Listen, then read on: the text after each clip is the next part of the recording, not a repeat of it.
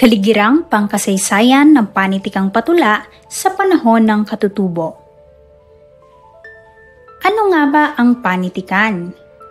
Ang salitang panitikan ay nagmula sa salitang ugat na pang, titik at an, na kung saan ang hunlaping pang ay ginagamitan ng hulaping an. At sa salitang titik naman, ito ay nangangahulugang literatura, o sa Ingles, ito ay tinatawag nating literature. Ang literatura ay galing sa Latin na letera na nangangahulugang titik. Kaya't ang panitikan ay mga akdang may anyo ng mga titik na nakasulat o nasasambit upang maghatid ng mensahe. Ang panitikan din ay tumutukoy sa alinmang anyo ng pagsulat o pasalitang pagpapahayag. Ito ay nagpapahayag ng kaisipan, damdamin, karanasan, hangarin, paniniwala at imahinasyon ng tao.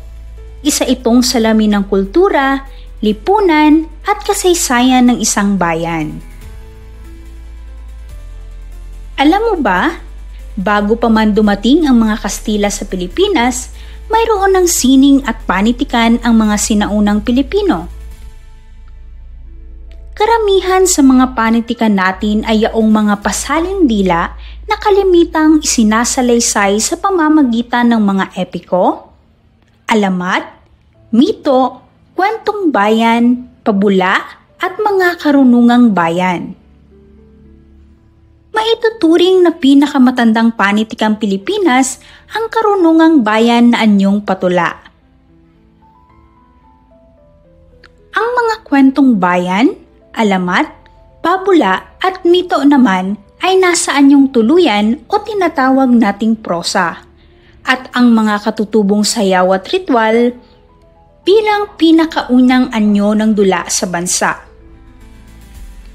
May mga panitikan ring nasulat sa mga piraso ng kawayan, matitibay na kahoy at makikinis na bato.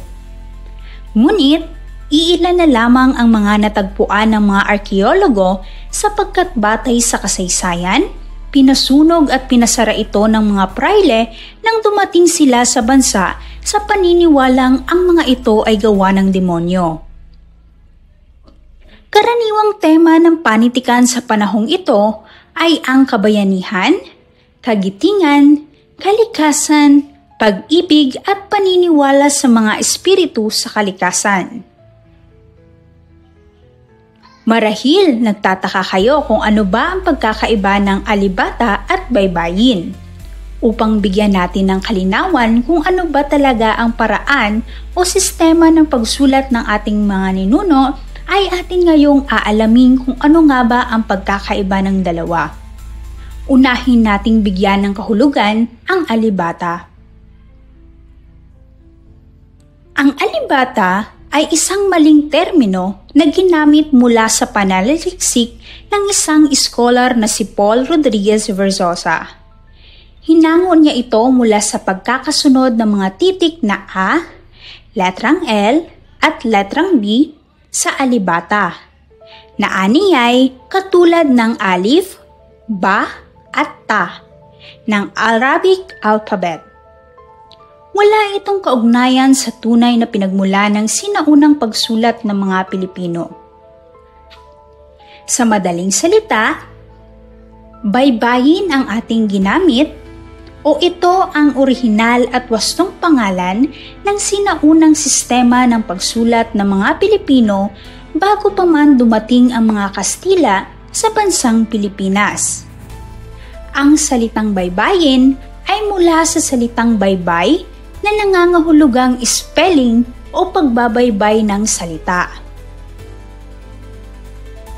Ano naman ang pagkakaiba ng pasaling bibig o yung tinatawag nating pasaling dila? Ito ay mga akdang pampanitikan na ipinapasa mula sa bibig ng isang salin lahi patungo sa susunod. Wala itong nakasulat na kopya noon, kaya't nakadepende ito sa memorya at pagsasalaysay ng mga tao. Pasulat na panitikan. Ito naman ay mga akdang nasusulat na gamit ang materyales tulad ng dahon, balat ng kahoy, papel, o dili kaya ay bato.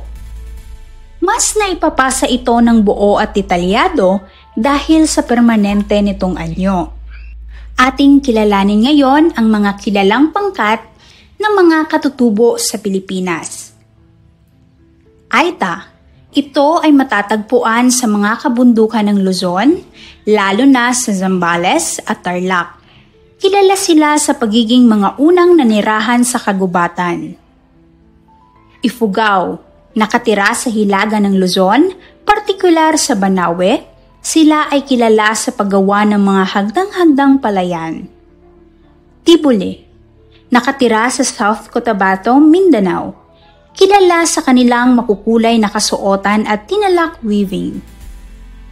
Mangyan, matatagpuan sa isla ng Mindoro. Sila ay may 3 pangunahing subgrupo, Hanunuo, Buhid at Tubwid na may katutubong wika at kasuotan.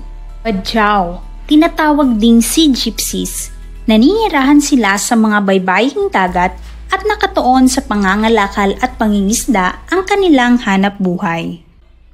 Kalinga, mula sa rehiyon ng Cordillera at sila ay kilala sa mga tattoo at sinaunang paniniwala. Malobo, isa sa mga malaking pangkat ng katutubo sa Mindanao. Ibanag, isang pangkat na matatagpuan sa hilagang bahagi ng Luzon, partikular sa Cagayan Valley. May sariling wika at kultura at sila rin ay kilala sa kanilang pagsasaka at pangingisda. Subanen, naninirahan sa mga bundok ng Zamboanga Peninsula. Kilala sa kanilang mga kasuotan at crafts, pati na rin sa kanilang tradisyonal na pamumuhay bilang magsasaka at mang-uukit. Tausog, kilala sila sa kanilang kulturang pangingisda at mga katutubong sining. Sila ay naninirahan sa Sulu Archipelago at sa mga bahagi ng Zamboanga del Sur at Zamboanga del Norte. Sila lamang ang mga kilalang pangkat ng mga katutubo sa bansang Pilipinas. Ang pangkatang katutubo ay tumutukoy sa mga grupo ng mga katutubo o indigenous people sa isang lugar. Sila ay mga grupong etniko na may sariling kultura, tradisyon, wika at pamumuhay.